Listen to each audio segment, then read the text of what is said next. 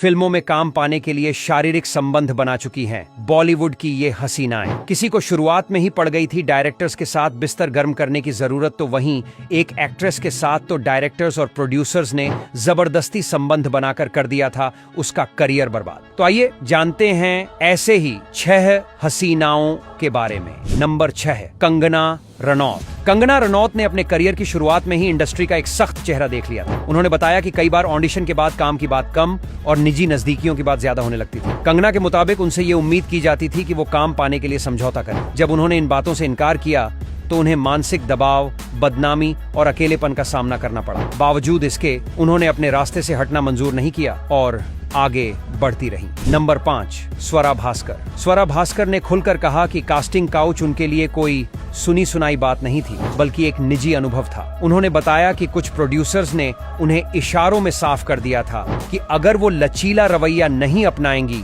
तो काम मुश्किल है। स्वरा ने यह भी माना कि इस वजह से उनके हाथ से कई फिल्में निकल गईं, लेकिन उन्होंने ये तय किया कि करियर के लिए अपनी सीमाएं तोड़ना उन्हें मंजूर नहीं है। नंबर 4, सुरवीन चावला। सुरवीन चावला के लिए ये अनुभव और भी ज्यादा असहज था। उन्होंने बताया कि साउथ सिनेमा में काम के दौरान उनसे ऐसे सवाल किए गए जिनका एक्टिंग से कोई लेना देना नहीं था। एक डायरेक्टर ने उनके शरीर को लेकर आपत्तिजनक बातें कहीं और उन्हें देखने पर रखने की बात की। सुरवीन ने उस पल को अपमानजनक बताया। उन्होंने साफ इनकार किया और कहा कि उन्हें रोल से ज्यादा अपनी इज्जत प्यारी है, चाहे उसकी कीमत काम कम मिलने के रूप में क्यों न चुकानी पड़े। नंबर 3, अंकिता लोखंडे। अंकिता लोखंडे ने बताया कि टीवी में नाम कमाने के बाद जब उन्होंने फिल्मों की तरफ रुख किया तो उन्हें एक कड़वी सच्चाई का सामना करना पड़ा। एक ऑडिशन के दौरान उनसे साफ शब्दों में कहा गया कि रोल चाहिए तो समझौता करना होगा और प्रोड्यूसर के करीब जाना पड़ेगा। अंकिता के लिए ये पल झटका देने वाला था। उन्होंने उसी वक्त उस प्रोजेक्ट को मना कर दिया